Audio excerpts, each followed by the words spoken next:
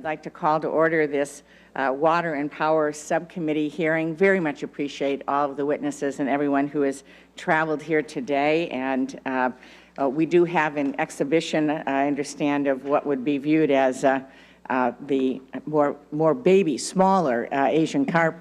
And if they do start to smell too much, please let us know, and we will. If we need to move them, we will. But we appreciate the fact that they've been brought in to just demonstrate, even with the smaller ones not yet grown, what we are up against in terms of the fish, the size, and so on that we'll be talking about. It's my pleasure to welcome you, and I know that my ranking member, Senator Brownback, will be joining us this morning, and we appreciate having one of his constituents from Kansas joining us on the panel today as well. The purpose of the hearing is to examine the science and policy behind the federal framework and the non-federal efforts to prevent introduction of the aquatic invasive Asian carp into the Great Lakes. In 2003, I want to give you an example of what we have been hearing in terms of the threat to the carp on individuals as well as on the Great Lakes. In 2003, a woman named Mary Poplet from Peoria, Illinois, decided to enjoy some unreasonably warm October weather with a little jet skiing in the Illinois River. And as she cruised the waves, the sound of her ski's motor excited a 30-pound Asian carp swimming under the water, which leapt out and crashed into her. Imagine being hit in the face by a bowling ball, which is what she said it felt like. She broke her nose and fractured a vertebrae, knocking her unconscious. She would have drowned if other boaters hadn't stepped in and saved her life. Mary's not alone. Since Asian carp were introduced to control algae in catfish ponds down south in the 1970s, the carp have spread at a rapid pace, causing injuries, destroying ecosystems, and threatening entire industries. And they are a very, very serious threat to our Great Lakes. As you can see, these fish like to eat. The two that are in front of us are viewed as baby fish. The bighead carp killed in Illinois weighed 92.5 pounds. Because Asian carp don't have a true stomach, they can't store food between meals, so they are constantly eating. Every day they eat 40% of their body weight in plankton.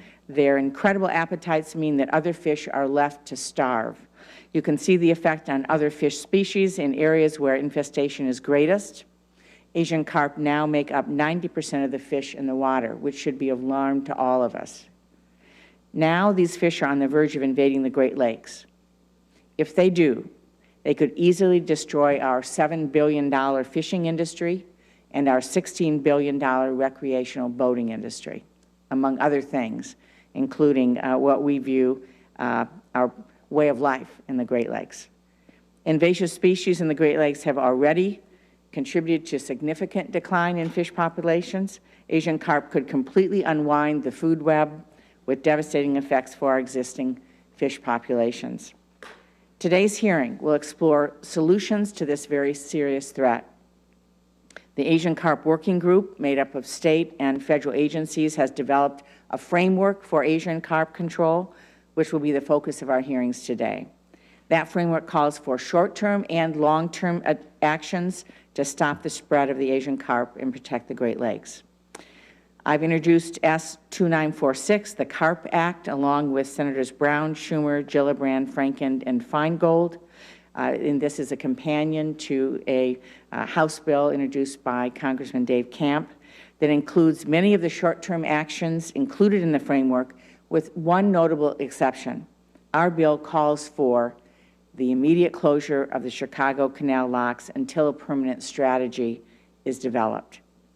For thousands of years, the Great Lakes and Mississippi River ecosystems were separated until the construction of artificial canals and locks connecting them. Continuing threats of invasive species, especially the Asian carp, make it clear that we need to return to some kind of permanent separation of the two ecosystems.